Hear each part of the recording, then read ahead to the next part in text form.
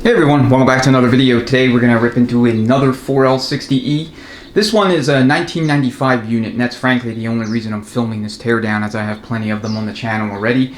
But because it's a 1995, it's noteworthy because 1995, at least officially, is a standalone year for these transmissions. So, combination of the introduction of pulse width modulated torque converter clutch apply strategies makes this both mechanically and electronically kind of a unique year. So I'm not going to boil the ocean in terms of, every single thing you need to look for in these transmissions. If you want that, check out my other 4L60E video. They're all largely the same in that respect. So what I am going to do is, as I go through it, I will point out the differences, both verbally as well as visually between 1995 and the adjacent years or vintages, including 93, 94, and then 96 to 2000. Once you get to 2001 and up, you're so far removed from the early to mid 90s, it's not as relevant. But for folks that have, say, GMT 400 trucks or, LT1 equipped passenger cars or anything that took a 4L60E from 93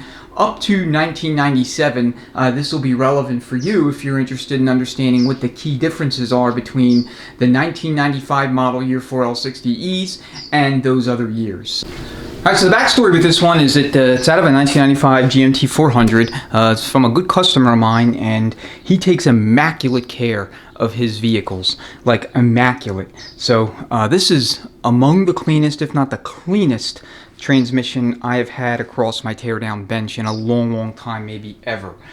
His engine bay, you can literally eat off the surfaces of it. The interior is immaculate, the body is perfect. It's literally as if this particular truck came off of the assembly line in 1995, then entered a time warp and was transported into the future to the here and now. That's literally how clean he keeps it. So, taking just a quick look around the case, we do see, looks like some sort of gasket maker was used here, RTV or something. That doesn't quite look like RTV, but it could be. I'll have to have a conversation with him about that. You don't ever want to use RTV. We're not actually going to reuse this pan. We're going to install a deep pan one here with a drain plug. So it's not that big of a deal, from a cleanliness perspective, but we just want to avoid RTV on the pan in general. Okay, so like usual, you want to get an assessment of end play. Again, it could be hasty. You don't have to mount the dial indicator. You just want to feel some end play. Okay, as far as case connector is concerned, there's no real discernible difference between the 93, 94, and 95. And then that's simply because they all seem to take the same 3-2 control solenoid. The 3-2 control solenoid changed its impedance, and the design changed in 96 and up through 2008, and went out of production in 09. But if you count the number of pins in the arrangement on a 93, 94 harness and a 95 harness, they're going to look the same. The color on the the top portion of the connector is also going to be the same color, green. So, not a whole lot of difference there. Rostra makes one harness that will back service all years from 2002 back to 1993. So, we're going to replace this harness. I'm not going to reuse any of that stuff, but if you need a harness, don't be concerned trying to find an OEM one, or the Rostra harness will work just fine. Alright, that kind of does it for my intro, so we'll go ahead and we'll get started. So, I'll just take the extension housing off and make sure that you're in the shot for that.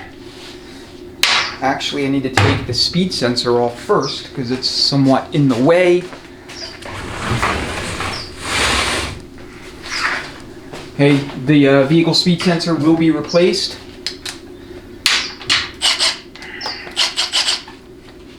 So 10 millimeters.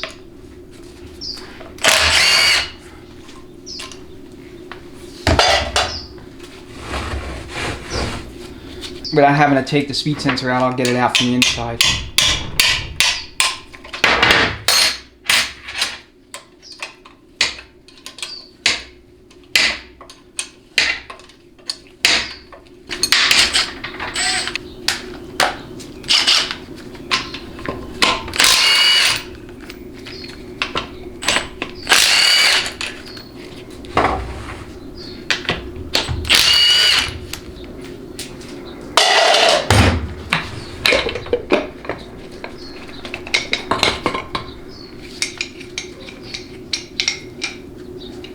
So there it is. We just force it out from the inside.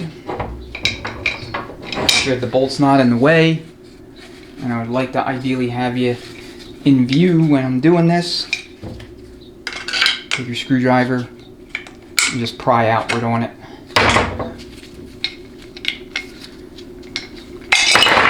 And out it comes. So we have a lot of material on the magnet. So it's an open question as to the health of the clutch packs. Alright, let me go ahead and get a lever to take that thing out of park.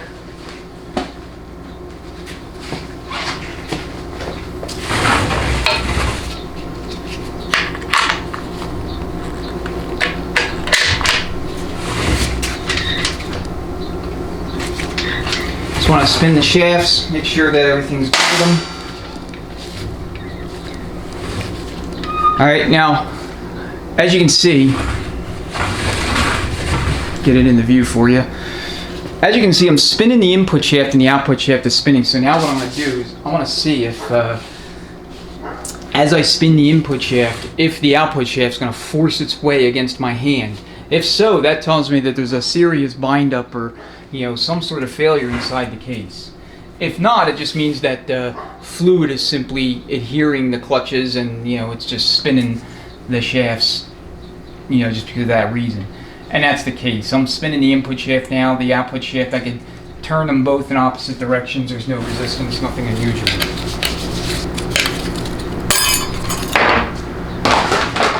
Alright, 13 millimeters on all the pumped case bolts.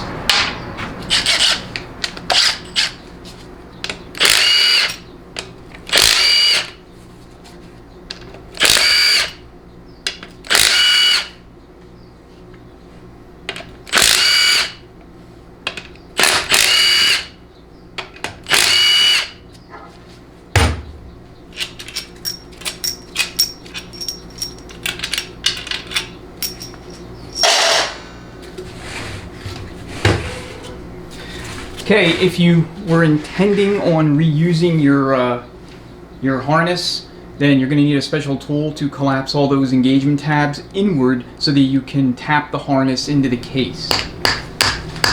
Tap the harness in, and it's not wanting to go.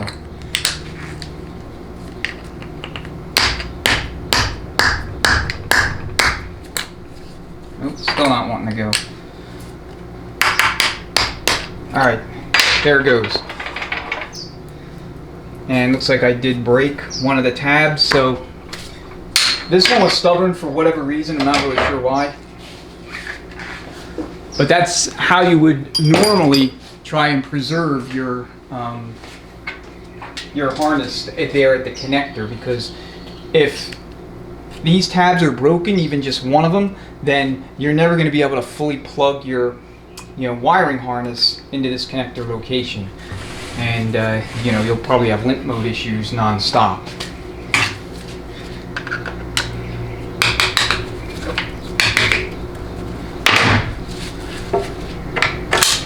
Alright, just get your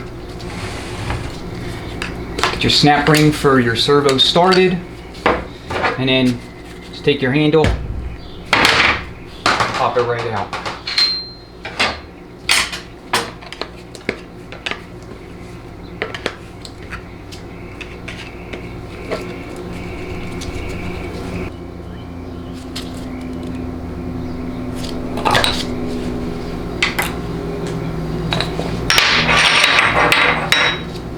Okay, so here is your overdrive servo piston.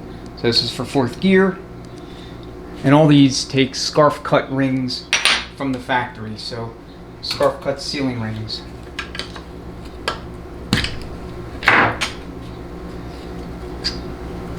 Alright, so this is your standard 553 servo.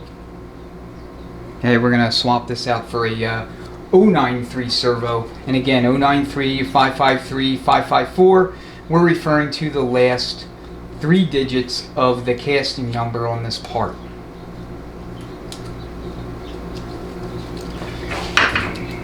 So the Corvette servo, it'll come with a housing and a servo. It's not going to come with any of the metal parts, none of the springs or none of that. The shift kit will give you springs to install. So if you're running either a Transgo or a Superior Tech, whatever shift kit you're using, other than maybe B&M, although B&M may provide like a spacer or something, you know, they'll give you stuff to install for what is the 2-3 accumulator. This is really the 2-3 accumulator inside the back portion of this piston.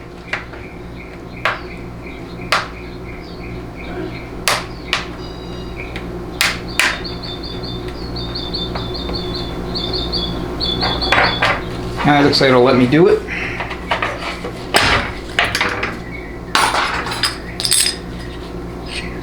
So that's all that's in there.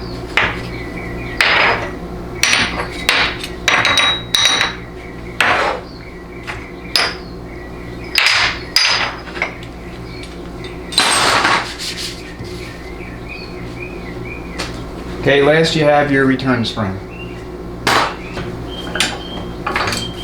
Yank this off. This is going to be your vent tube and you know, I guess hose, extension hose. So if you're venting fluid out of the top for inexplicable reasons, especially if it just started happening, there's one of two possibilities generally. There may be more, but generally the most common two reasons for that are there's too much fluid, and that usually occurs after somebody has done a service, or there is not enough fluid and you have the remaining fluid getting superheated and gas pressure is forcing additional fluid out of the top, and that's like a extremely adverse positive feedback cycle to the point where you're going to get so low on fluid either the vehicle won't move or your applied elements are going to quickly burn up. So always want to make sure that you keep on top of fluid, make sure that you don't have, you know, any issues there. Okay, 13mm bolts for the pan,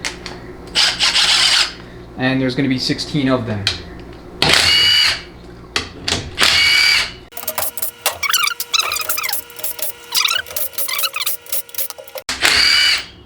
And we have some water in the transmission. So more than likely this water was from him pressure washing the unit. He did mention that that's what he was going to do.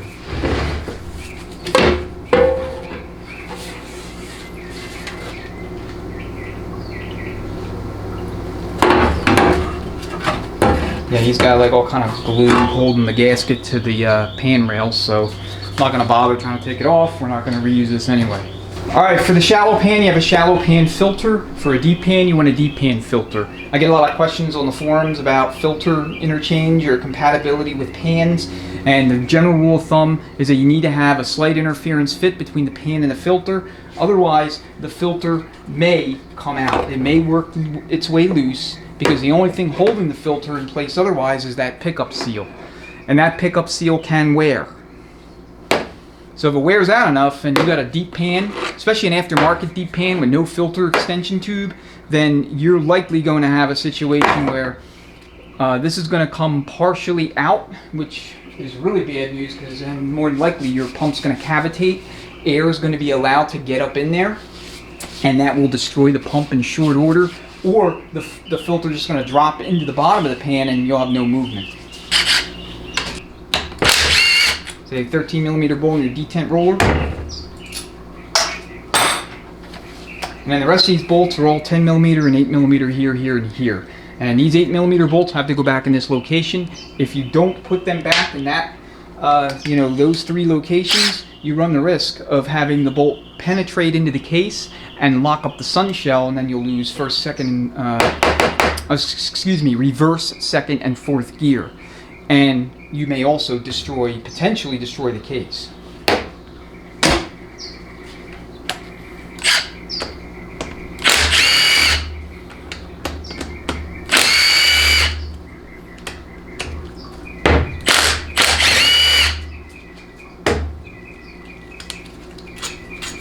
Alright, so here are the longer bolts in question. Here, here, and here. Don't put them anywhere else. Alright, 8mm on your pressure switch manifold, the valve body bolts.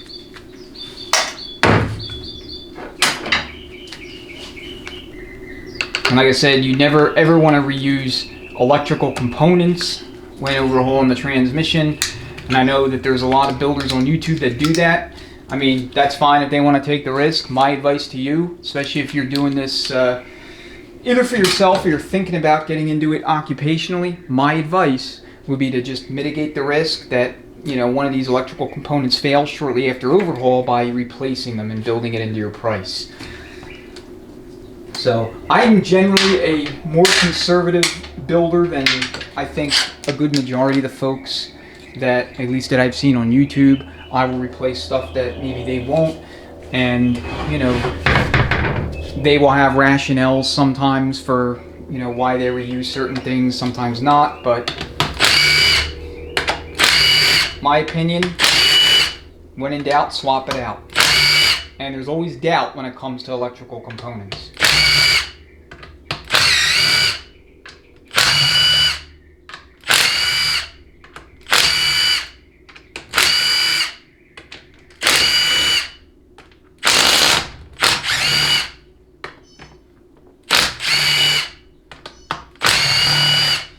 Okay, valve body, accumulator, all these bolts, they get anywhere from between 98 to 108 inch-pounds of torque when you go back with it. Okay, the bolt for the detent roller, I believe, gets either 15 to 20 foot-pounds or 18 foot-pounds. I'm not exactly sure which one of those specs is correct, but it's going to be in that neighborhood. Okay, 7 check balls on the other side of the valve body, and they're all in specific locations. So, in fact, I'll turn this a little bit more upright so you can see. And there is a lot of water in this thing. See if we can get the check balls to stay put.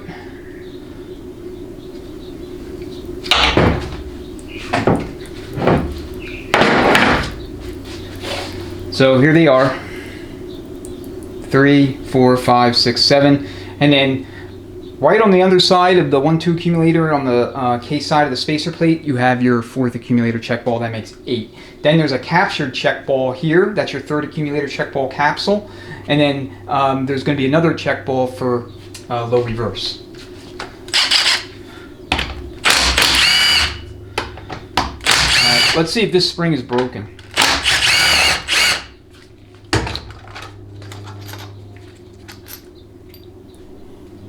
Okay, you've got it in like so. Again, this is the 96 and up housing.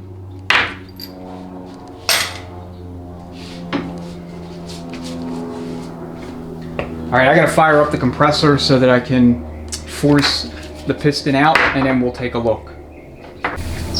Alright, so compressor's fired up. I took the opportunity to change out the battery in the camera, so let's go ahead and force this thing out. All you're gonna do is put air right here, and this piston will come out. You don't need a ton of air, just enough to get it out.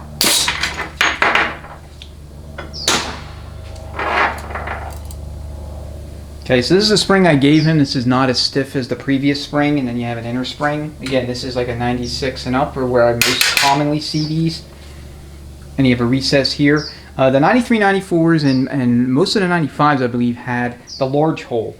I know the 93s and 94s did. I want to say the 95s, a lot of them did too, but this one is what I typically see 96 and up. You have the small diameter pin bore on this piston. So you're going to replace all your accumulator pistons. I don't ever reuse them.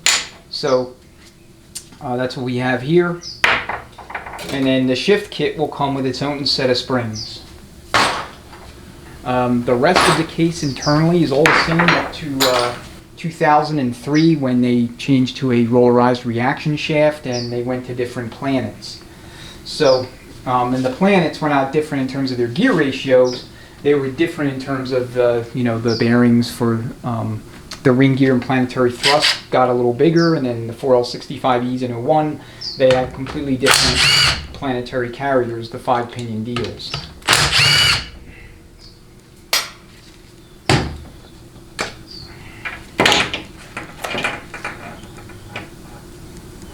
So looks like I lopped this engagement tab off right there. So, I mean, I had no intention of using that harness anyway, but if I did, I would have to purchase another one. Alright, 8mm on those reverse hold down plate bolts.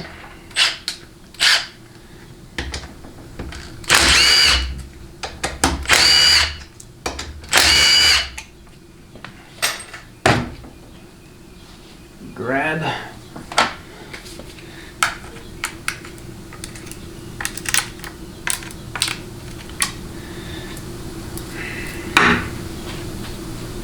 So 7 check balls. And no, this will not magnetize the check balls. Not going to cause any problems. I've seen some of that commentary on YouTube, not just on my channel, but others. Not something you worry about. Okay, so let's take a look. So your gasket set itself is going to be the same from 1993 through 2002.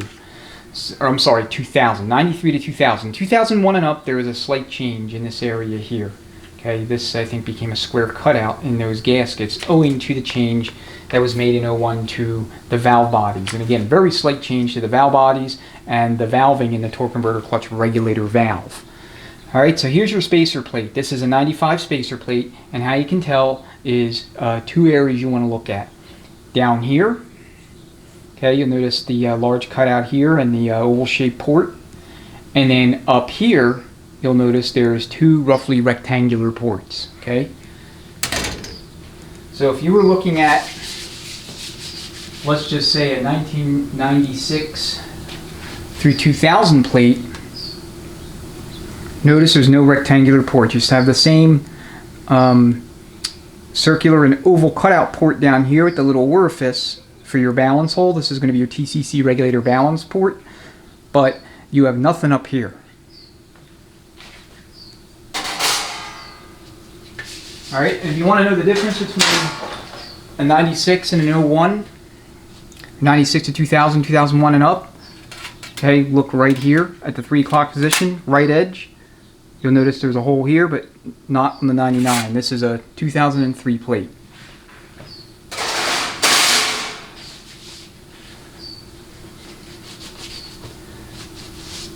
Alright.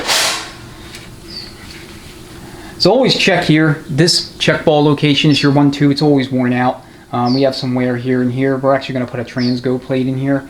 This one, I mean, there's nothing outwardly wrong with it. I would put repair sleeves here and here, maybe there, but the plate itself appears to be fine. So, put that back here. And then let's see if this gasket comes off. Nope. So this thing went through some overheating. Anytime you have a gasket bonded to a case like this, that tells me that there was some overheating going on in the unit at some point during its previous life cycle. Exactly when, I don't know, but that's what that means. So for the 01 and up gaskets, how you can tell the difference is instead of having a single letter to indicate which side it goes on, here V means valve body, C would mean case.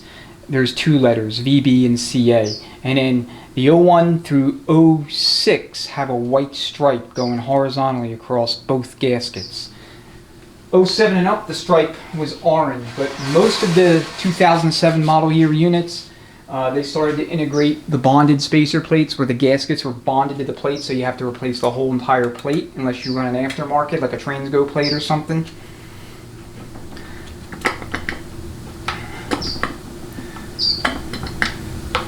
So again, 4th accumulator piston, you always want to replace this one. This is more prone to wear at the pin bore than the second 1-2 accumulator piston. The large hole, and then the shift kit will come with its own spring here.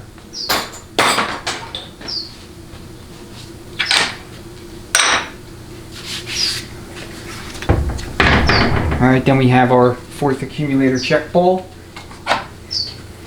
If you're going to block the accumulator off, you're going to block it into the feed passage there, here in the case. with either a cup plug or a check ball. I prefer to use a cup plug, a check ball. I mean, you could use that, I guess there's no real harm in it. I just prefer to use a cup plug. But if you're going to do that, don't put anything in this bore. Leave it completely empty and take this check ball out of there. Because at that point, there's no reason to have it in there. Okay, so you have your capture check ball for low reverse, and then you're going to have, at this location right here, you're going to have your third accumulator check ball capsule. So if you have recurring issues with third gear burning up and you don't know why that is, and you know the drum itself is fine, this is a likely suspect, so you want to test it. And you want to do it when the case is fully cleaned off. I have a video that is part of a 4L60E autopsy series where I had like a comeback, no 3-4 shortly after rebuild. In the second video of that series, I demonstrate testing that little third accumulator check ball capsule. But the gist is, you get the case clean, you put it upside down, much like it is right now, and then you're going to pour a little bit of, I use a mixture of acetone and transmission fluid, just a little bit of fluid to make it visible. And then when you pour it in here, you're going to see a whole bunch of fluid come out here, but you're going to look into the barrel of the case to see if any fluid is leaking past the check ball into the barrel of the case. If it is, then shoot a whole bunch of brake cleaner in there, blow it out with shop air, and retest it. If it's still leaking, then replace the capsule. I mean, it's literally that simple. Alright, looks like this pump to case gasket broken, at least at that location.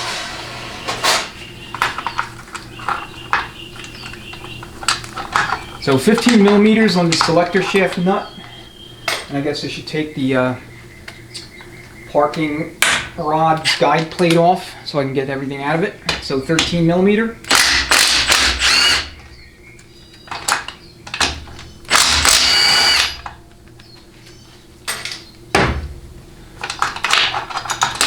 There we go. That's how it goes together.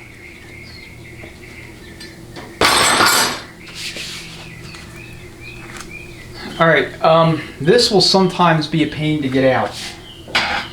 So what you can do is take a pry bar and try to kind of tap it so that you can wedge it in.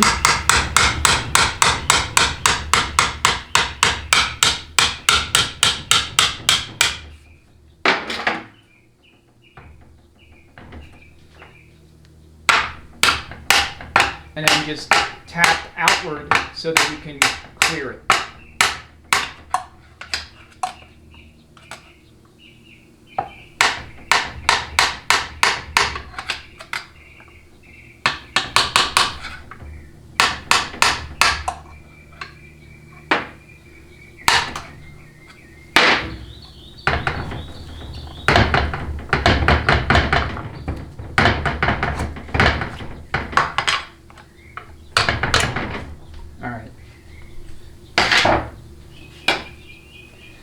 The easiest way to correct this is to just take angle grinder with like a scruff pad and just clear off any residual caked on grit or calcified, calcified matter. Sometimes that'll get in there, especially if you live in an area where you see a lot of rain, a lot of moisture, southeast, or frankly anywhere other than the desert, Pacific Northwest. So, alright.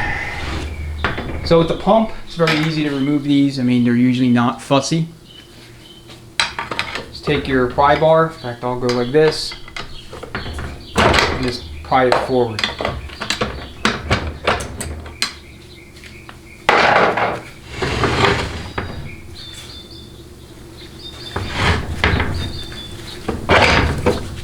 Alright, I don't want the drums coming with the pump because I still have the band anchor in.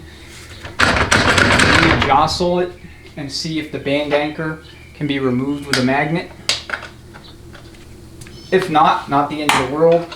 Just take a long screwdriver and disengage the band.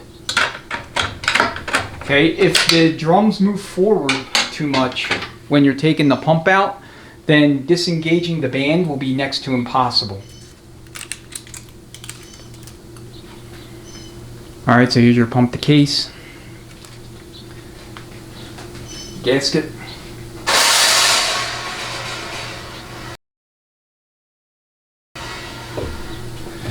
Alright, this is a thrust washer. It goes in the back of the stator. It's not selective, so, you know, as long as yours is in good shape, you just reuse it. Okay, so for all pumps, from 95 and up, you're going to have the letters PWM cast into the pump cover as well as the pump body. Okay, so that tells you that this is a pump designed to work with a 4L60E that is equipped with a pulse width modulated torque converter clutch apply strategy. Now officially these pumps are not compatible with anything 93 or 94. Officially, they're not compatible. So if you needed to adapt a given transmission, let's just say it's a 95 or a 96, to work in a 93 and 94 equipped vehicle, or model year vehicle I should say, what you need to do is swap the pump assembly, the spacer plate, the valve body, the harness you could reuse or just simply purchase a new harness, but those three things have to be swapped over to the case. Now the case physically itself never changed between 93 and 97 other than the addition of the threaded bosses for the manual lever position sensor.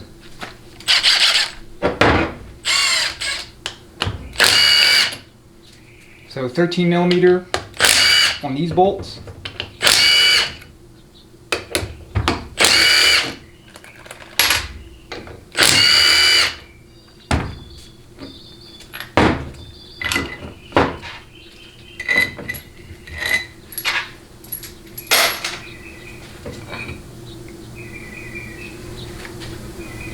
Alright, so just check your working surfaces.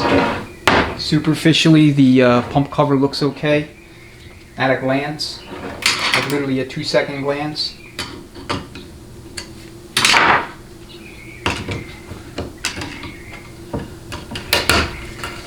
Okay, so for your priming spring, they are dual spring setup until I want to say 2005, 2006. Somewhere in that range, maybe 07. I'm not exactly sure, but they went to a single priming spring with a different spring. So you can retro that priming spring back to previous year model units if you want. So we have a 10 vane pump. Okay, you can retro a 13 vane pump. You can use it in conjunction with a 10 vane slide or a 13 vane slide, however you want to do it. I don't know, to be honest, what the real advantage is of putting a 13 vane setup into a transmission that initially took a 10 vane. 10 vanes are technically stronger, but the 13 vane pumps were designed to stabilize volumetric fluid flow and consequently line pressure at, I believe, lower RPMs and extremely high RPMs for later model engines that were putting out a little bit more power, a little bit more torque. So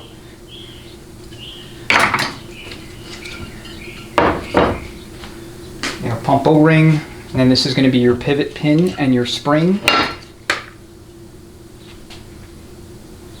don't want to lose that.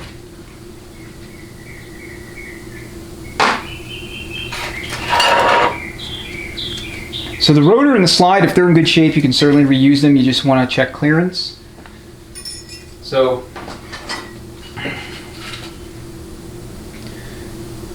we see some visual wear, and I can actually feel it a little bit even through the glove when I'm dragging my fingernail across. It's not severe, but it's there. So we'll have this body machined. You can put a Sonex Teflon bushing in here and in the reverse input drum on the back bushing, and that will make for a nice little upgrade over the factory spec bushings. Alright, so this is a 1073 body, 1996 and up. 1995 had a different casting number.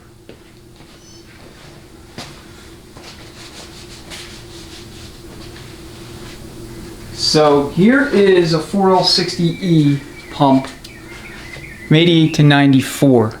Okay, this will work in 700 R4s at least back to 1988, possibly all the way back to 1982. The only reason I'm qualifying that is because I've never tried one of these 4L60E 93-94 pumps in a 700 R4 older than 1988. But you'll notice the casting number. It's going to be 2132 or 132. So if you're shopping for parts and you say you need a 132 pump, then the parts person is going to know you're working on a 93, 94 4L60E or possibly an 88 to 93 700 R4. Alright, so here is a 732 pump body. This is out of a 700 R4, and this is good for 88 to 93.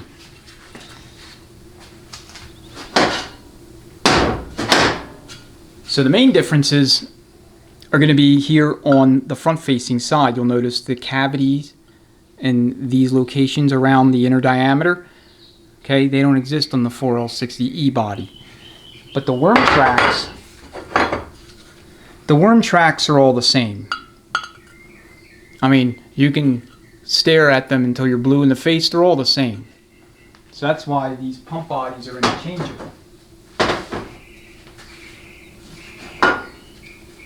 So for 1995 late and 96 and up, the main difference between these bodies and the older bodies is the thickness of the body itself.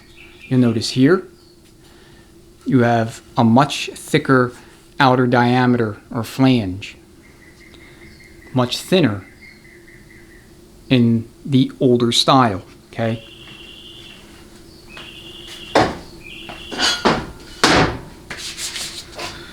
All right, so the boost valve design and the converter lockup valve are the same. 1993 all the way through at least, I want to say, 2006. 2006 they went to a slightly different second design boost valve and sleeve. It got a little shorter. So if you were to purchase Sonic's zip kit for these units, or SureCure kit rather, they only give you a second design boost valve to install, but they give you a little spacer to make up for that difference in overall length or height, so that you can run the second design boost valve kit that they give you in an early 4L60E. And in this context, early means pre-second design.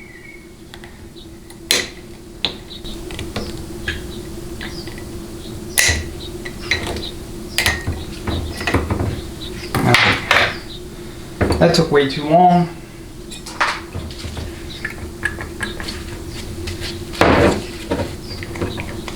Yeah, I would never recommend you reuse these boost valves. They've been in here forever. Most GM transmissions, and frankly most transmissions in general, you want to replace your boost assemblies. The pressure regulator valves are usually pretty resilient, but the boost valves tend to get worn out. So dual springs. Shift kit will have its own springs. The Sonic's boost valve kits come with their own, their own pressure regulator mainspring. So you can run the Sonic's boost valve kit with the Transgo springs if you wanted to. That's perfectly fine. Or you can run the Sonic spring. It doesn't matter. Both of those springs will give you a linear line pressure increase between 5 and 10%. Okay, so you just pull these two bushings out. This bushing here, it will like to wear, and you'll get trouble code P1870. You'll swap the valve body, or put a repair valve in there, and it won't go away. It'll just keep coming back, and eventually the torque converter itself will start to slip. You'll start to have slippage in your applied elements, and it's because that bushing was aggressively worn. Sonic's makes a high-performance Teflon-coated bushing, so if you're doing anything like that, I recommend you install that particular bushing in the pump. Put that over there. So the body, Let me compare the worm tracks.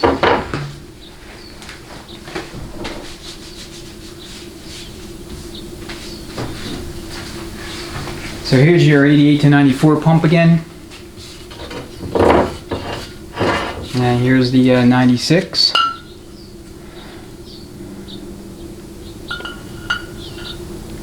So this pocket right here, a little different, as is this one.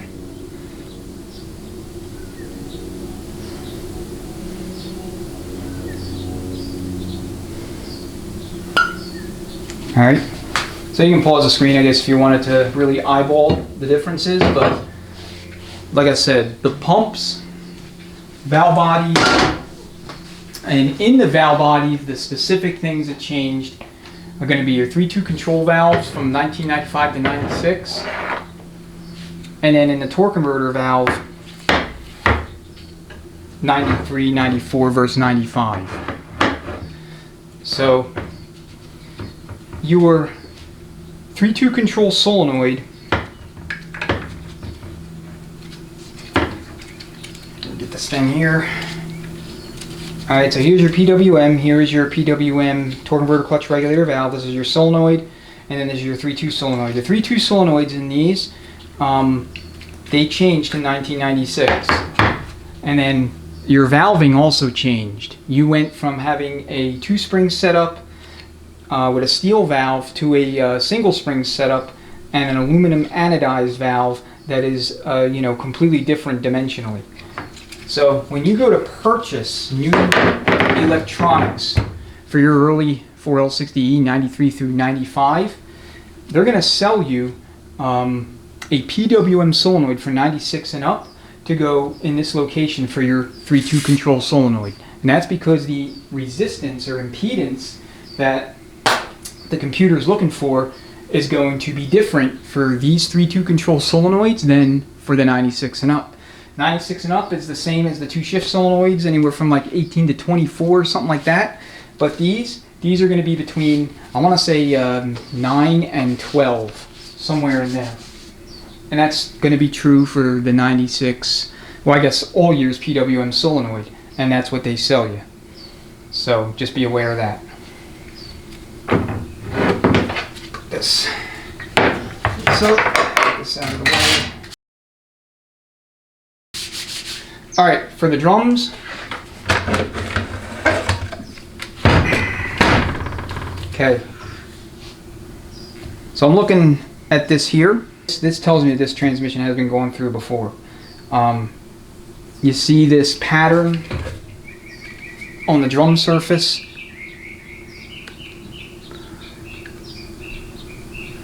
Try to get it so that there's not any glare. Alright, somebody prepped the surface of this drum. Nothing like this was done by the factory. That's done on the rebuilding bench.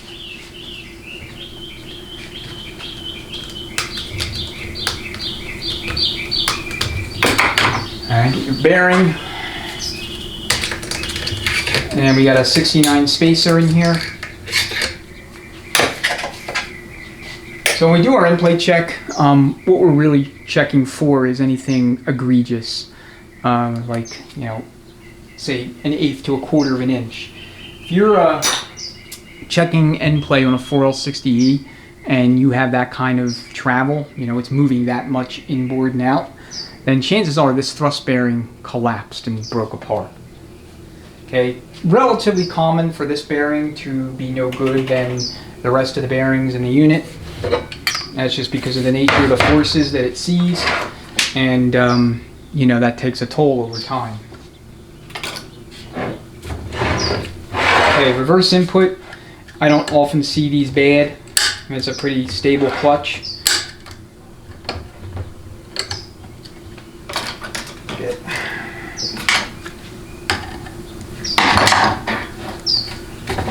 I don't know, what is it? I don't have the screwdrivers I want over here.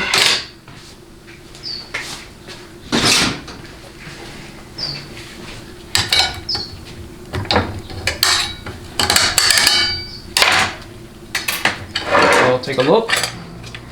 No problems were reported in reverse. In fact, no problems were reported in any of the gears other than the shift from first to second. So you're going to have your Belleville style cushion plate, your bottom steel, and then clutch, steel, clutch, steel, clutch, steel, clutch, backing plate. So we know that for a fact this transmission has been going through.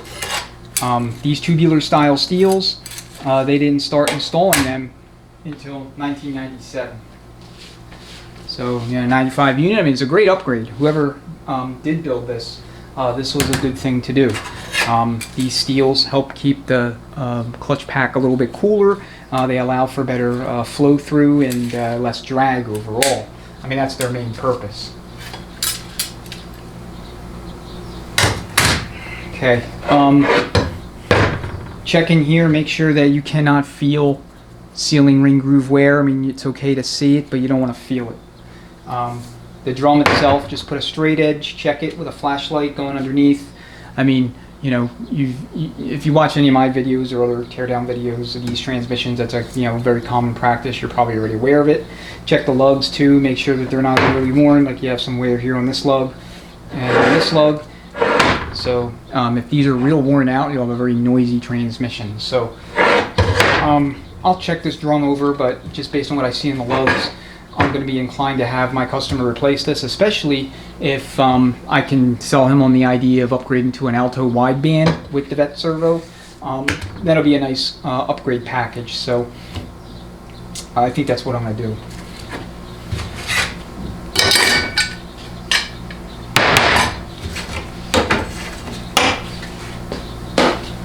All right, for a drum, we'll do our usual test with the the base. Make sure it's not leaking.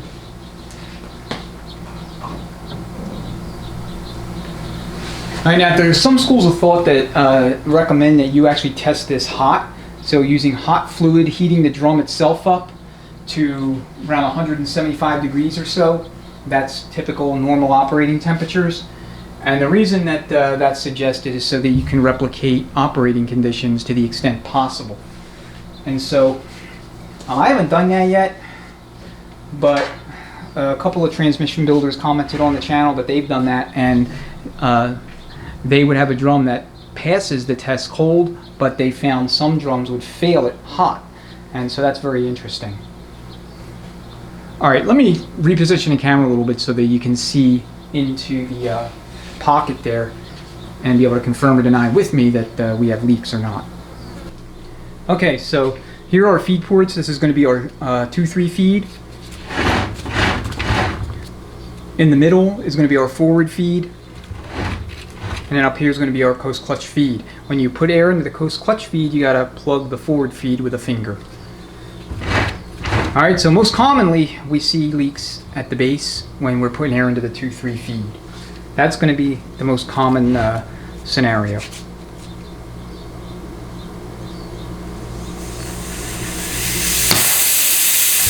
You don't need a ton of air. I'm putting 50 psi in here. That's really all you need. And so far so good. No bubbles. Let's check forward.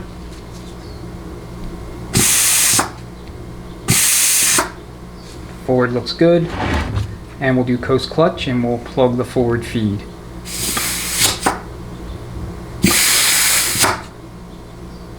Okay, I don't see any bubbles. I'm going to check third again. Okay, the air that you're hearing is coming out of the bleed hole right here. And you can plug it if you want.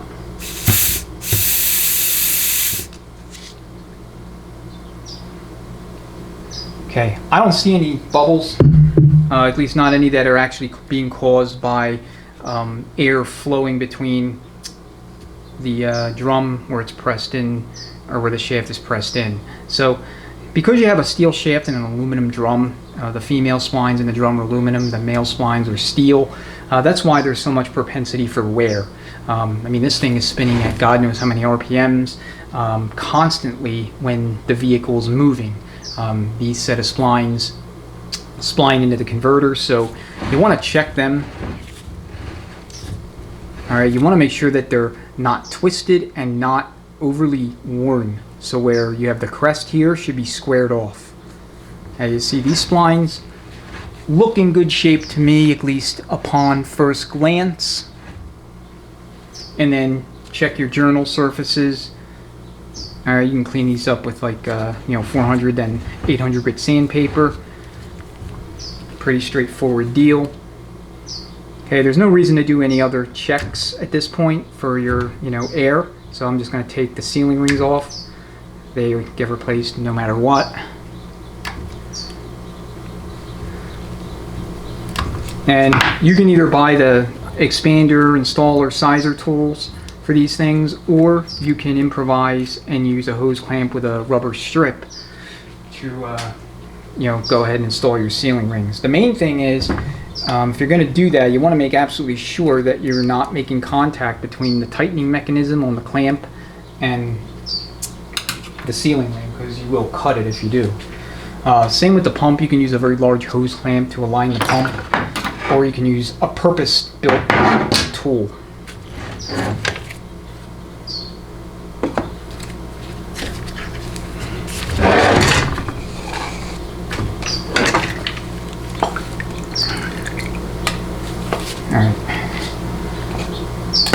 Alright, let me wipe this drum off a little bit. I'll go ahead and position it on the other end of the bench where I have a hole for this input shaft, and then we'll go ahead and start taking out the clutch packs and look at them. Alright, let's start making our way through the forward drum. Decent amount of clearance. This looks like it's about 65-ish, maybe 70 thousandths worth. No load release springs. So when it comes to load release springs, this is becoming more and more of a controversial topic on my channel specifically. Getting a lot of questions about them, and a lot of folks, chiming in with opinions one way or another, which is fine. But why I'm bringing this up is because there seems to be some confusion on when these load release springs should be installed. Some folks are under the impression they should be installed no matter what you're doing, application, build strategy, whatever. Others, are of the opinion they should be left out no matter what. And the truth of the matter is that it's really situational dependent. So there's not really a blanket rule in my opinion, and my experience kind of bears this out. Now, if you are doing a stock to mild performance build and your clearance is somewhere between 45 and 60 thousandths of an inch. 60 thousandths is the absolute max I would go on the 3/4 pack in any application. Then you do not want to install the load release springs because they're simply not necessary. Okay, they may actually do more harm than good. They take about 8 to 10 psi marginal line pressure to compress the clutch pack with them in there versus without. And so over time that adds up. I mean, it doesn't sound like a lot, but it adds up. Now, if you're running your clearance down to somewhere in the neighborhood of 30 to 35 thousandths, which is what I would always recommend, especially for a performance type setup, then you actually want those load release springs in there, because that marginal PSI is not going to make a difference.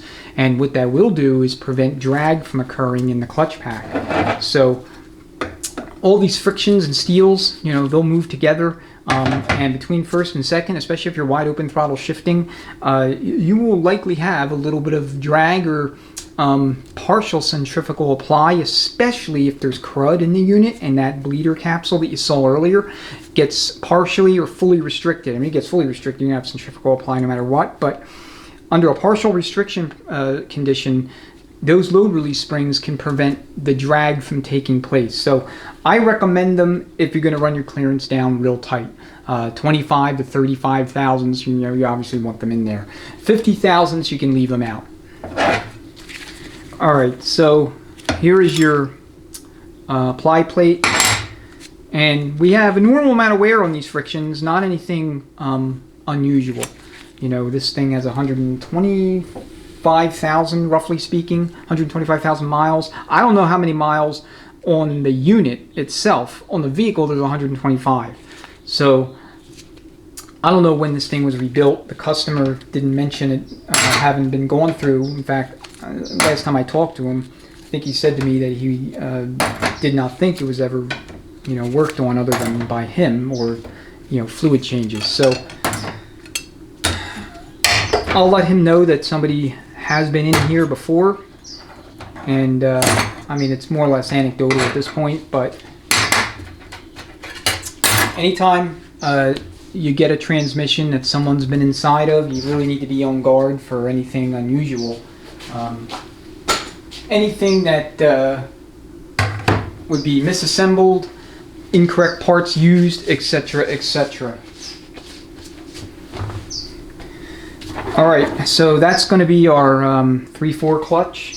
And the other thing, I generally do this, and I recommend it, but especially for high performance, at minimum replace the pressure and backing plate, or applying backing plate with factory new.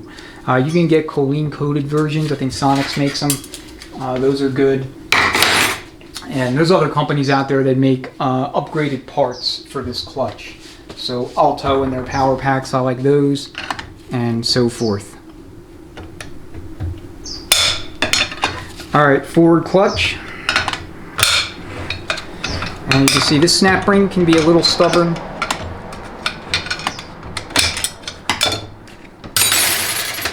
Here is your input sprag assembly. So we see some wear on the thrust plate right here. Alright, you can tell it's been making contact. So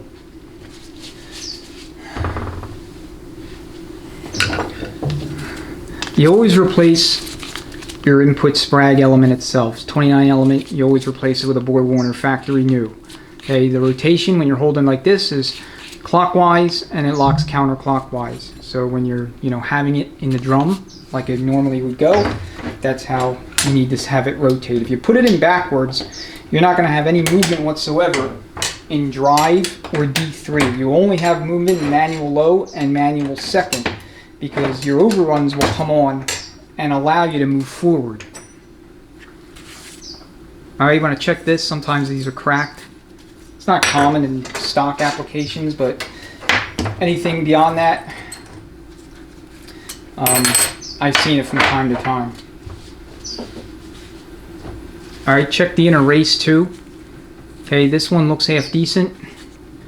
You want to see some cross hatching, and you can reintroduce cross hatching with sandpaper or emery cloth. Very common to do. So the previous builder, I believe replaced the input sprag clutch. Alright, this looks like it's been replaced, so that's good. That's good on the builder.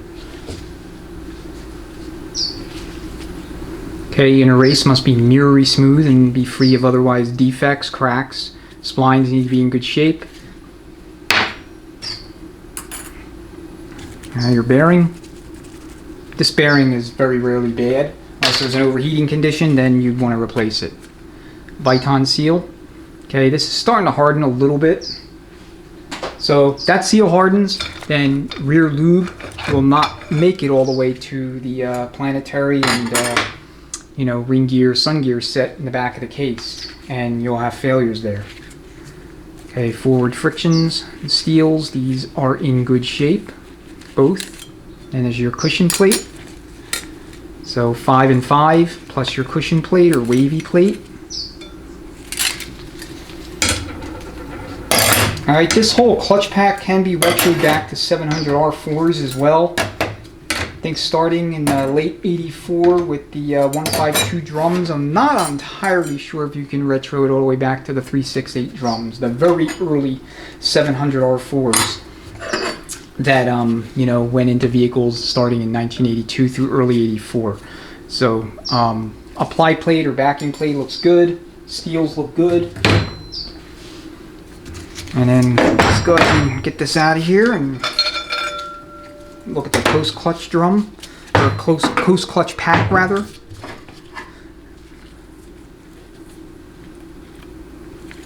Two and two, they look good. And your backing plate, this is the friction facing side. Looks fine to me.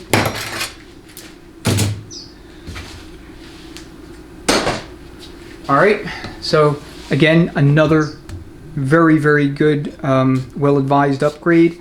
As you can see, the previous builder installed bonded pistons into the transmission from a 97 and up unit. The bonded rubber and steel pistons began to be installed in all 97 and up 4L60Es. Up until that point, they had the aluminum pistons, which of the 3 of them, 2 were fine, no real concerns or issues. But the forward piston sometimes like to crack, anywhere along the outer perimeter, up to including the outer edge of the inner diameter, the portion of the piston where the coast clutch piston sits. And so, of all the 4L60Es and 700R4s I've taken apart, approximately 5% of them, roughly off the top of my head, 5% of them roughly had cracked pistons in that location, and no forward movement was the result. All right, let me go ahead and take the snap ring out, and then we'll look at the rest of the guts in here. You do not ever reuse your bonded pistons. Like I said, I don't know when this was rebuilt. It could have been years and years ago. I don't know how many miles. So we will put a new set of bonded pistons. The return spring itself is fine. You can reuse that as long as it's not damaged. All right, I'll be right back.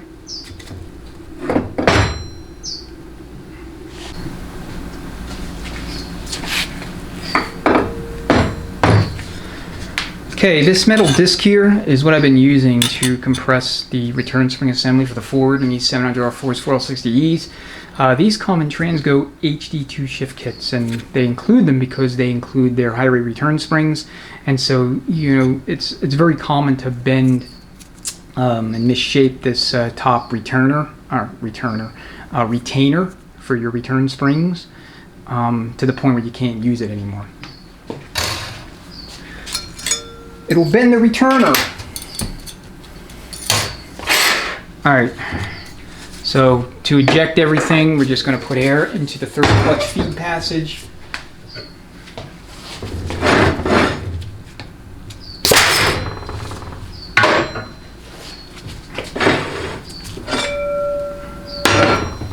Alright, so bonded third clutch piston. This is going to be your apply ring for your 3-4. They all have number 7 on them if it's a 4L60E. 700R4s from 88 through 93 had a number 4 or an unmarked. I've seen unmarked in them too. And then all the other years 700 had the unmarked. The unmarked apply rings are the tallest.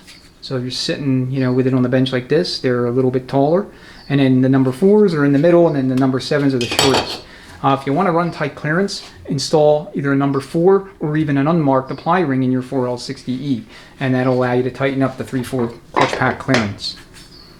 So check for wear here in the forward piston, as well as here and here, forward piston housing, excuse me. Check your bleeder ball, make sure it's functioning, make sure it's working. If you go to air check your assembled drum when you're going back with it and you hear some faint hissing coming from deep within inside the drum when you're putting air in the forward feed hole, chances are it's going to be this piston housing that's worn and air is leaking around the perimeter. So always be on the lookout for that.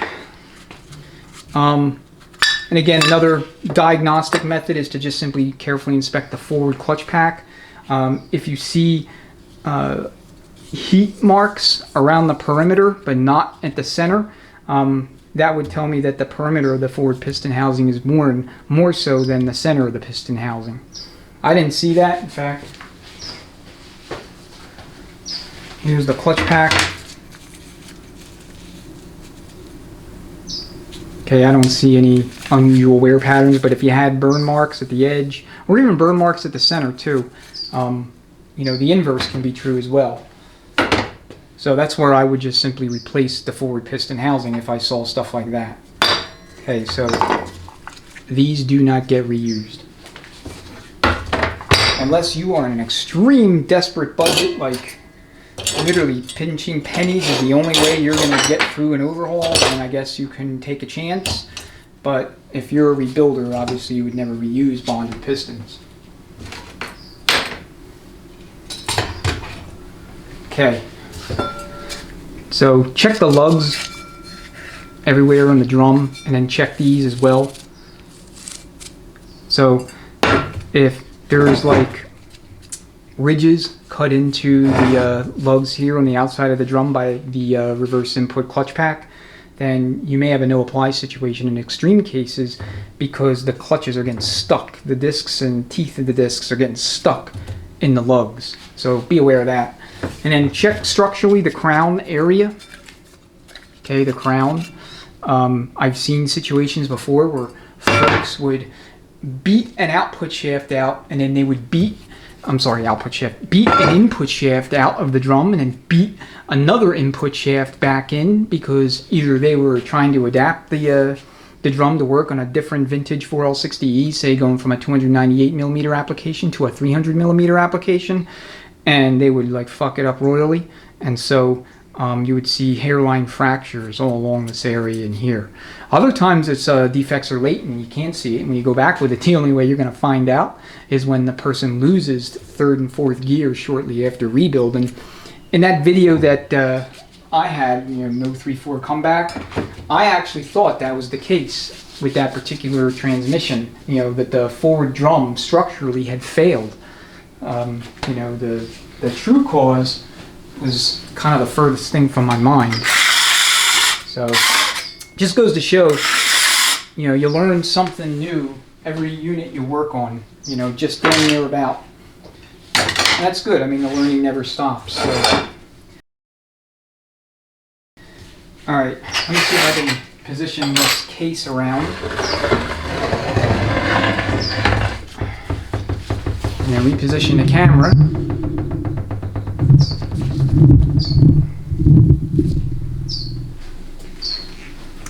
Okay, so you have your separate sun gear. This is your front sun gear.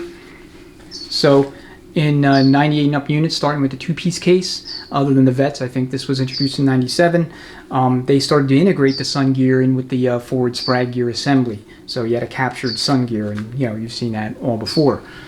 But if you haven't, if you're new to these units, just know that the individual sun gear like that was a 1982 to 1997 phenomenon.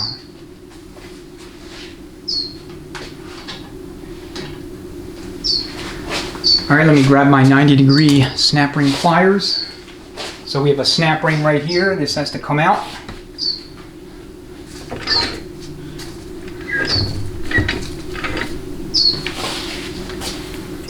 And we'll take a look at the band in a second too. I know it's still in the case. So this comes in the kit new, so you'll replace it. All right, let's have a look at the band. So a factory band, looks in good shape for the most part. Okay, you always replace your bands, you never reuse them, but if, again, shoestring budget, you're desperate, you're eating out of soup cans every night or ramen, check the apply area here and here, okay? If this is real worn out, then you're just gonna have to give up ramen for a night and go buy a band, or like 15 bucks. If band clearance is excessive and you have a harsh 1-2 shift, what will happen is over time, through drive cycle after drive cycle, eventually this band anchor point, either here or sometimes here, but I see it here usually, will actually break off from the rest of the band, and then you'll have no second and no fourth.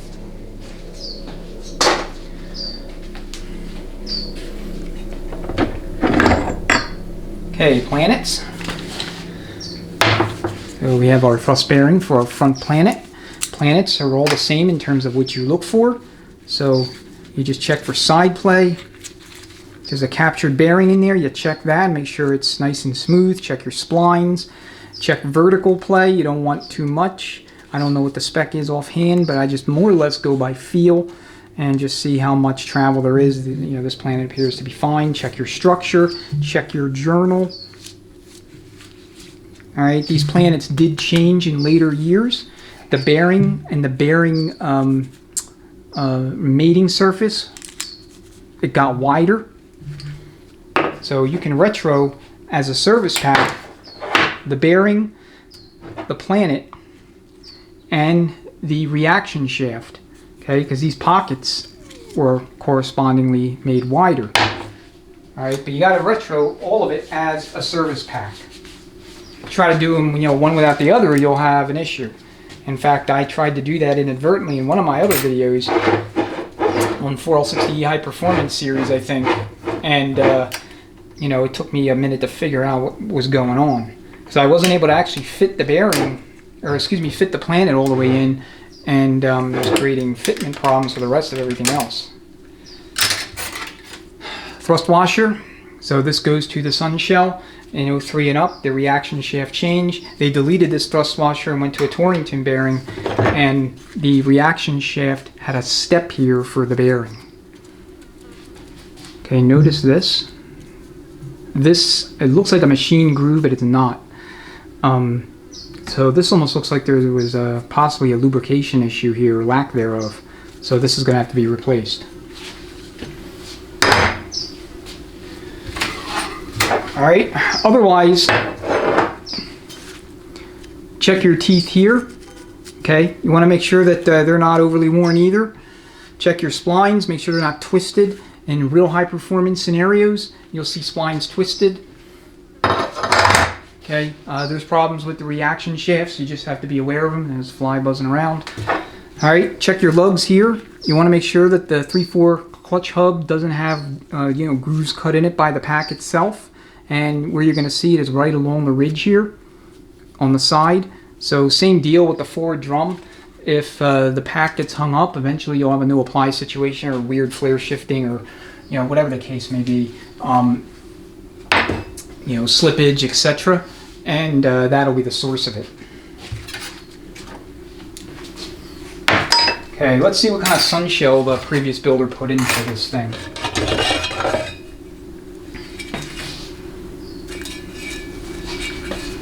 Okay, this looks like a factory spec shell, maybe even an AC Delco shell.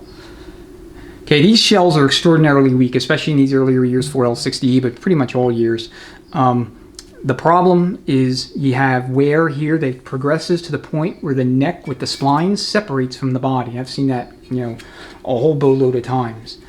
And so when that happens, you lose reverse, second, and fourth gear. Okay, if your rear planetary section goes out, it gets grenaded, and you'll have the same symptoms, a loss of reverse, second, and fourth. So you see all the wear here. I mean, this thing has 123 on it. Let's just say this thing was going through at 60 just to split it down the middle. This is roughly 60,000 miles worth of wear. I don't know if that's true or not. I'm just, you know, for instance. So I'm gonna see if I could talk them into doing a Sonic Smart Shell. I think between the Smart Shell, the wide 2/4 band new reverse input drum, shift kit, vet servo, and Sonic's boost valve, it would make for a really, really nice, very reliable and robust transmission. His engine is purely stock. There's been no modifications, though he is thinking about doing some. He's thinking about maybe doing a cam and some bolt-ons. So we'll have to see. I'll have a conversation with him tomorrow. Today's Sunday, tomorrow will be Monday. So we'll see what he wants to do, if anything, in addition to what he and I have already talked about as far as upgrades. Okay, the Sonic Smart Shell would delete this plastic thrust washer there. They have a bearing that goes in the back side. It comes with its own center support race. Alright, and we'll grab our sun gear for the rear. So same deal, you're just looking at the, you know, teeth, you're looking at splines, you're looking at the inner diameter. I always install now, as of late, a Sonic's wide sun gear bushing, and you put a little Loctite and it'll be good to go. As you can see, these bushings like to walk around. This bushing is to be installed and seated on that ledge there, but they never stay there. Another thing you could do to enhance lubrication flow to your planets is just take a die grinder, a cutoff tool wheel, and at the 12, 6, 3, and 9 positions, make channels roughly, I don't know, 1/8 to maybe 3/16 of an inch wide, and about 1/16 of an inch to 1/8 of an inch deep. And that will allow for additional lubrication to the planets at very high RPM. You don't need to do it in a stock application. You can, it's up to you, it's not going to hurt anything. But for high performance, I would say it's mandatory. And that's just my opinion, but that's something I always do. So, all right, let me move the camera a little bit so you can see directly into the barrel of the case, and then we'll take out the center support and everything else. Alright, so snap ring ends are right here. I'm just using a screwdriver with a notch cut into it.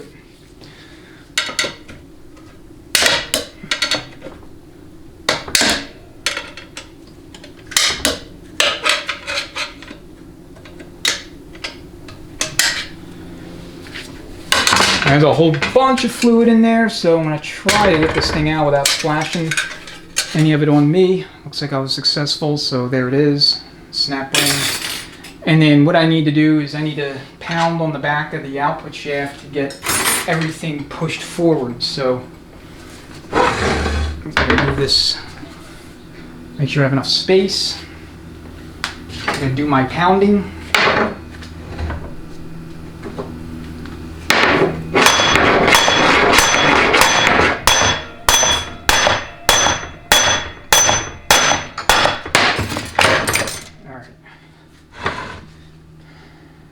Sometimes, you know, 1 or 2 smacks is good. Sometimes you need more than that. That thing felt like it was right on the edge, so just pushing it made the difference. Here's your anti-clunk spring or anti-rattle spring. And you just bring everything out, other than the output shaft that has to exit through the back of the case. We'll just do some center support. Looks like I'm going to need a new glove. Your planet. And then your low reverse clutch.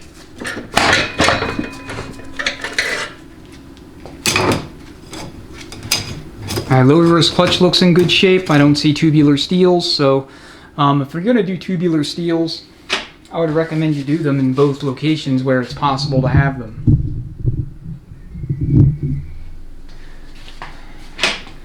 Your bearing.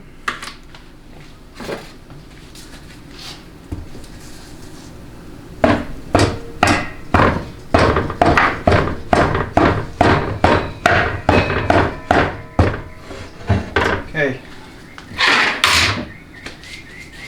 It's going to take a little more persuading than it typically does.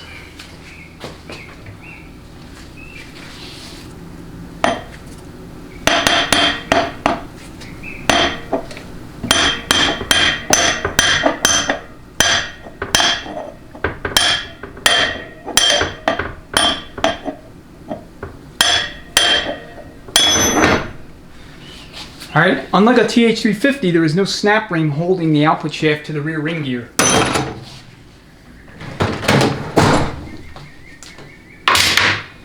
So it just didn't want to come out. I mean, there's nothing wrong with a nice tight fit between the splines.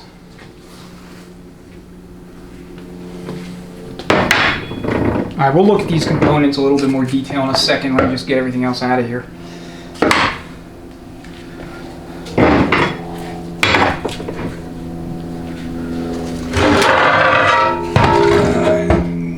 Nasty fluid. Nasty, nasty.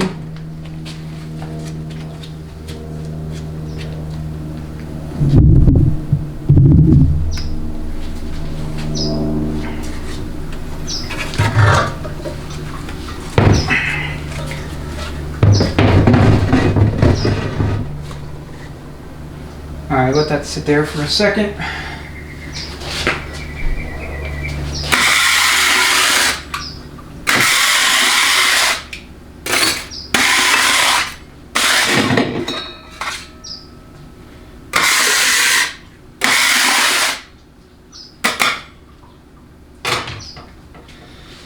All right.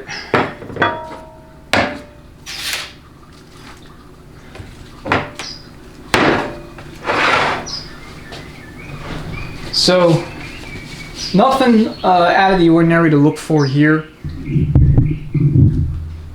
You're basically doing the same checks. So here is your low reverse. 5 frictions, 5 steels, and a cushion plate.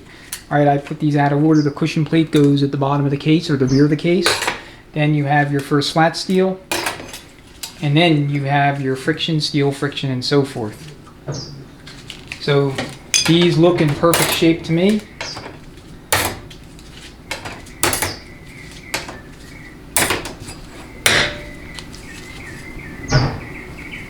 No concerns. There was no problems with reverse in this transmission. All right. Output ring gear and hub. Splines, check them. These were obviously nice and tight. Teeth. Surface here. Everything looks good at first glance. Planet.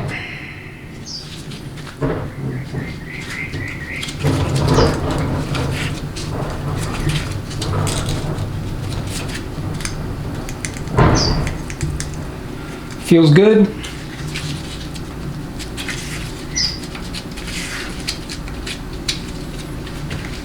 Alright, with your planets, you want to make sure that you do not fall victim to the temptation of spraying a whole bunch of brake cleaner into the pinions and then zipping them dry with shop air. That ruins the needle bearings in there. The best thing to do with your planets is to just dunk them in a bucket of Dex or whatever transmission fluid that unit takes, and that will clean it out. A lot of detergents in transmission fluid, so that'll clean it, get it lubricated and ready to be reinstalled. Okay, center support. It's up to you if you want to replace the low roller clutch. Okay, these low roller elements are extraordinarily resilient. I think I've had less than 10 come in with bad or rolled over low roller one-way assemblies. So check your race, make sure it's nice and smooth. You're going to reuse it.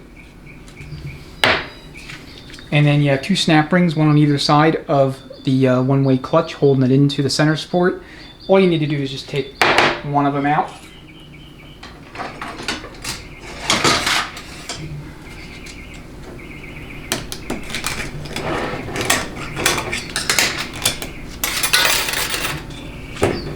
And that'll allow you access to the clutch itself.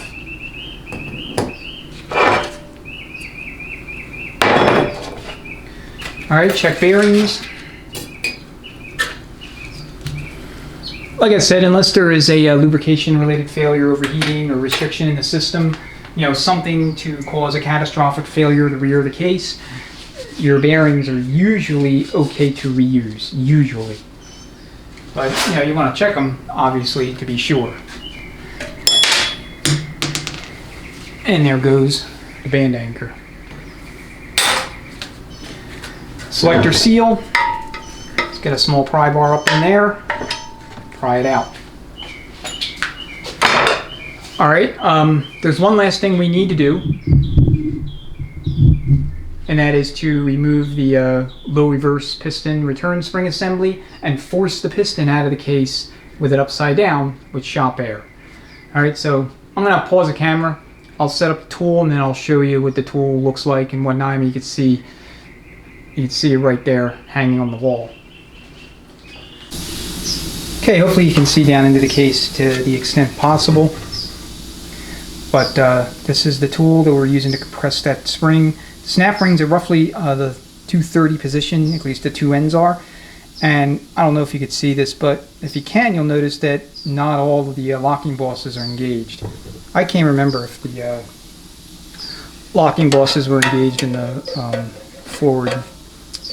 forward snap ring, but anyway, you just come with your 90-degree pliers and you pop out that snap ring.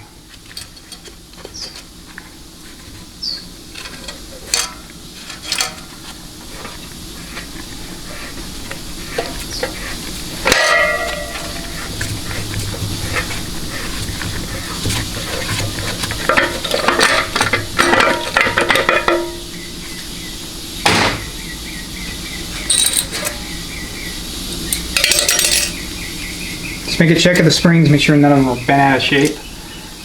These look fine. Alright, so now what I do is turn the case upside down. We'll put air into the low reverse feed passage and force this piston out. And then, okay, so very simple. Just go ahead, put air here, and that will allow the low reverse piston to just come right on out.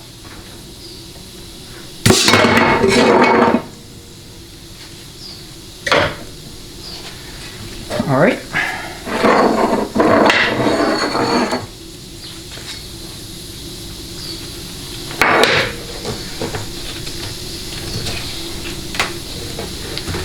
So like I said, no issues in reverse. Everything seemed to be fine. So if you do have a burned low reverse clutch pack, it's often this seal right here. These are machine cut seals. It's often this one that gets hardened, and this one will sometimes harden as well, but it's most often the center seal, and that causes a lot of blow by and apply fluid and ultimately burns up the clutch.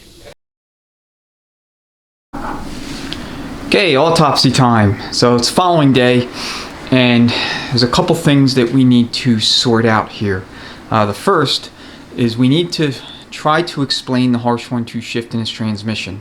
Like I said, that was the only real driver concern. Everything else worked as it should. You know, shifted through all the gears. Just it was very harsh, abrupt 1-2 shift. I mean, that was it. So the second thing we need to unpack and try to get to the bottom of is all the damage to some of the hard parts that we observed on teardown. So we have those parts as well, including the sun shell, the reaction shaft, the forward sprag inner race, as well as the reverse input drum. So let's first talk about the harsh 1-2 shift, and let me provide some additional context that otherwise wouldn't be evident by just watching the previous portion of this video or first half of the video. So I already tested the valve body on the Sonex back test machine. I'll post that video separately, simply because I don't have a 1995 or early 4L60E at all video covering the vac testing process. So if you want, you can check that out for the details. But suffice to say that this valve body is actually very healthy, especially for an early 4L60E unit. Most of them have wear in at least one bore.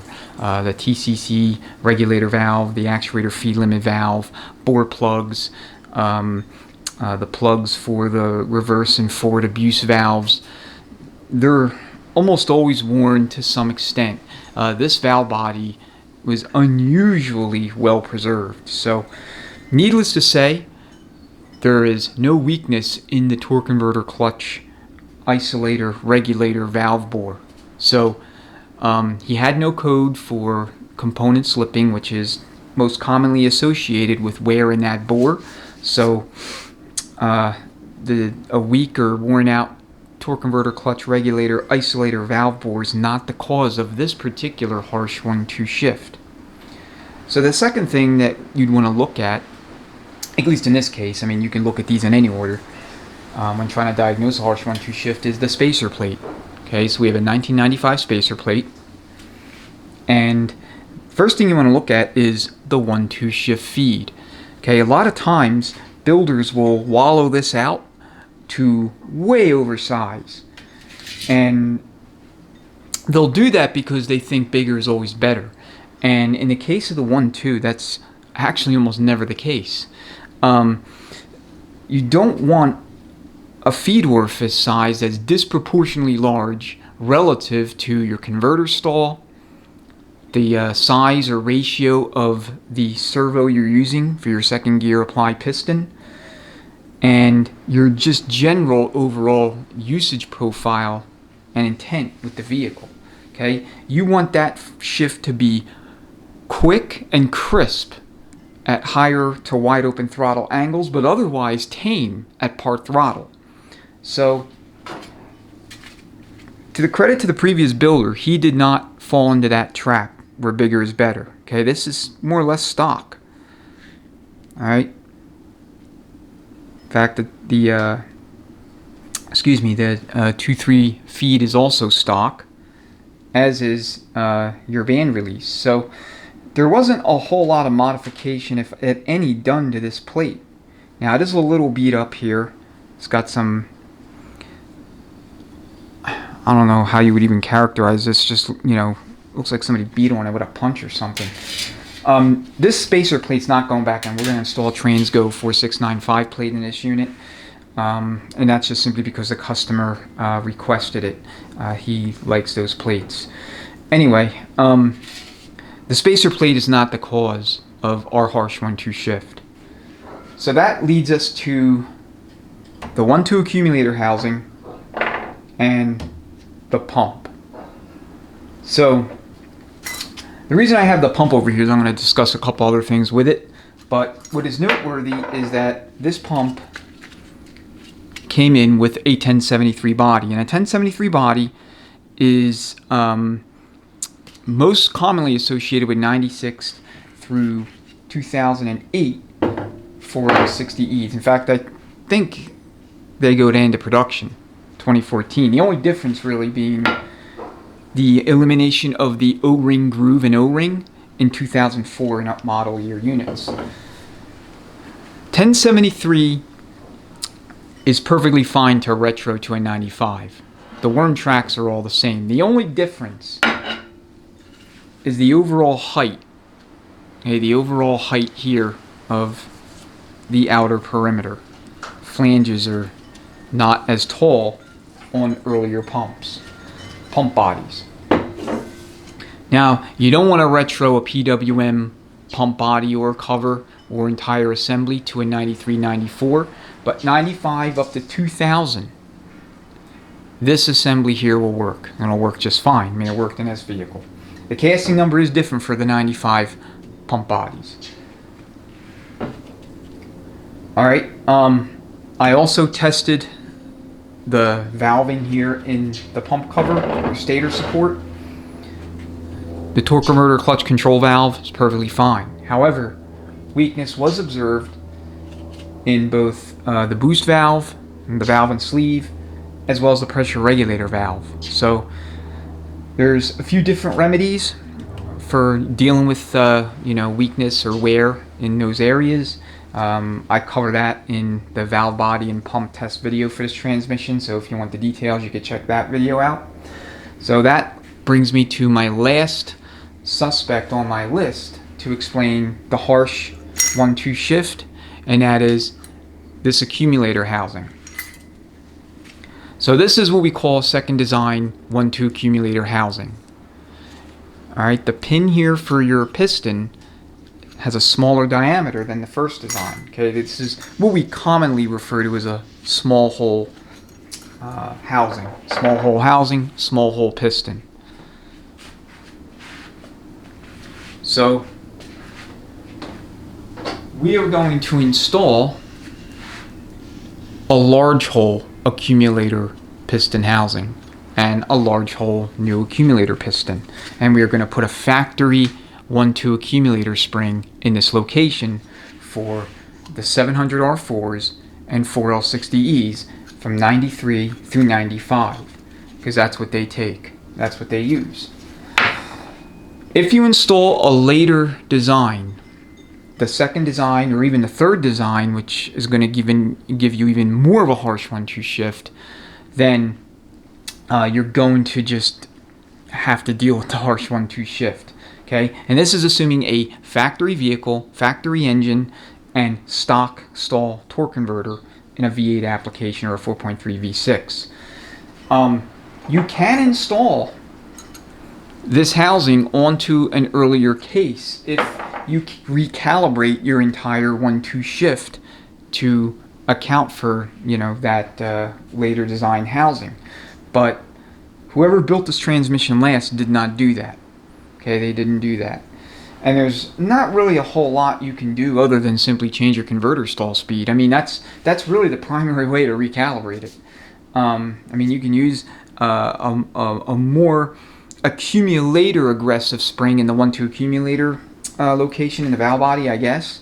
That means that the spring is such that it will allow more fluid to flow to the accumulation side of the piston to give you a softer shift to offset the differences in hydraulic circuitry between the second design housing and the way the first design housing works.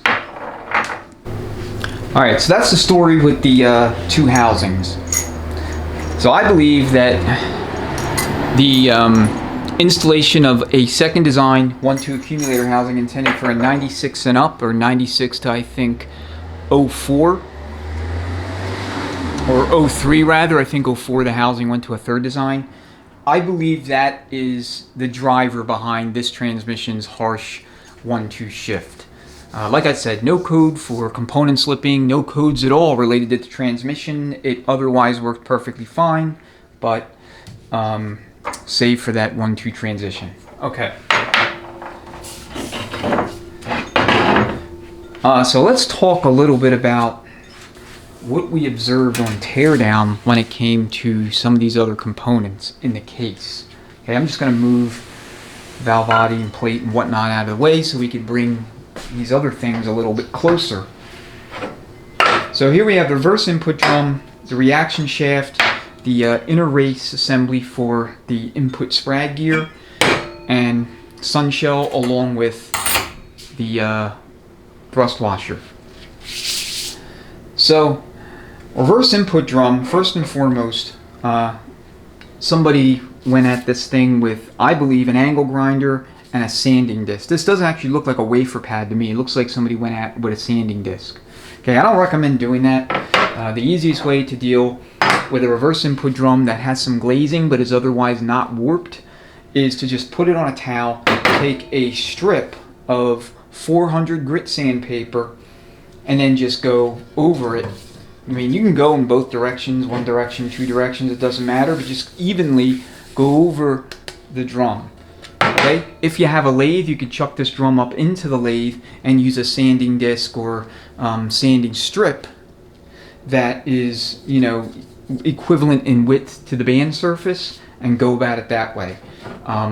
Most of the time, for anything that's not warped at all to where there's only a very, very minor amount of warping, that's usually sufficient to clean that up.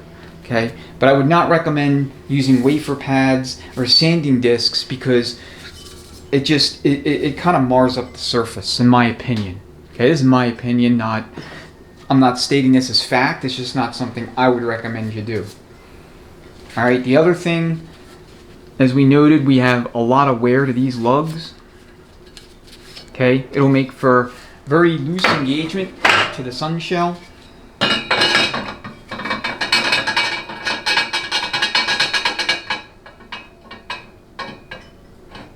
Okay, this is about where the relationship is between these two things. It doesn't sit quite like this. Okay, it doesn't go down, or, you know, the male lugs don't penetrate into the female lugs that far. But you still have a lot of noise. So this drum's not going back in. We're going to put a whole new reverse input drum into this transmission because we're going to run a wide alto 2/4 band. Alright, but that's not the main concern when it comes to damage in this unit. This is. So have a look at this reaction shaft a little bit more closely and look at how much material has been gouged out of this thing. Okay, all up and down the journal, all the way down to the base. Completely gouged out. Alright, the engagement splines are in good shape, as are the splines here, but I mean, you see a lot of material lost. Okay, then you have the top plate here on the inner race for the sprag, you know, the input sprag that goes into the forward drum. Look at all that scraping. Okay, that's a fair amount of metal. And then we come to the sun shell and look at the inner diameter here. Alright, now you're probably saying to yourself, okay, it's damaged, so what? That happens. I mean, it's a transmission. Every once in a while something goes horribly wrong and this is the result, or even worse. Well, in the case of this transmission, what's missing here is that a source, okay, a source for all of this damage. Alright, the customer serviced this transmission about 3 weeks prior to bringing it to me, and he noted mostly an unremarkable pan bottom. In other words, there wasn't a whole bunch of burnt material, there wasn't any metal, there was nothing that would explain the source of all of this damage to these parts. So that brings me to the thrust washer. Whatever happened here, okay, to this and to this, would have had to have also happened to this, the thrust washer, right? If the sun shell on the inner side of it, along with the reaction shaft, which goes right here, okay, if these two are this heavily damaged, why do we not see a similar amount of damage on this thrust washer? Why do we not have a source for all this damage, all this scoring and wear that you see? Okay, there's nothing inside the unit that would explain what happened here. So here's my theory. We know this transmission was built in the past. Okay, this is not original. After it left the the assembly plant, got installed into a vehicle and went on down the road, and at some point the transmission went out and it went in for overhaul. Whoever rebuilt this, they did not replace any of the electronics. They did, I believe, they did replace the forward sprag assembly itself, the 29 element assembly itself. They did upgrade this transmission's apply pistons to the 97 and up 4L60E bonded piston standard, but they did not replace these other parts, because whatever happened in this transmission happened prior to that overhaul. In fact, all of this was the reason this transmission came off the road initially at some point in the past. And whoever rebuilt this transmission put these damaged parts back into the unit like this. That is my theory based on everything that I've observed tearing this thing down. I can't explain the source of all this damage. There was absolutely no metal debris anywhere. Not in the torque converter. I completely drained that out. No metal whatsoever coming out of there. That converter was not the original converter. It was replaced, and it looked like a locally remanded converter, which is fine, and it worked exactly as it should. So whoever did the work did a good job. Point is there was no metal pollution or contaminant inside of the converter at all that I could see in the fluid draining out of it, and I drained all of it. No metal debris, anything in the transmission itself. We saw that on teardown. I mean, it was pretty much very clean. The customer did not make mention at all of any metal in the pan whatsoever when he dropped the pan a few weeks ago to do his service. And most importantly, this thrust washer is completely undamaged. So whoever rebuilt this last, they just replaced the thrust washer because the other one was probably completely torn up and destroyed. But everything else was reused. So this is a good example, a good case study of both what to do with an earlier 4L60E or 700R4 and what not to do. Okay? What the man did was he did replace the forward sprag. Okay, that's not an original sprag. I don't believe that.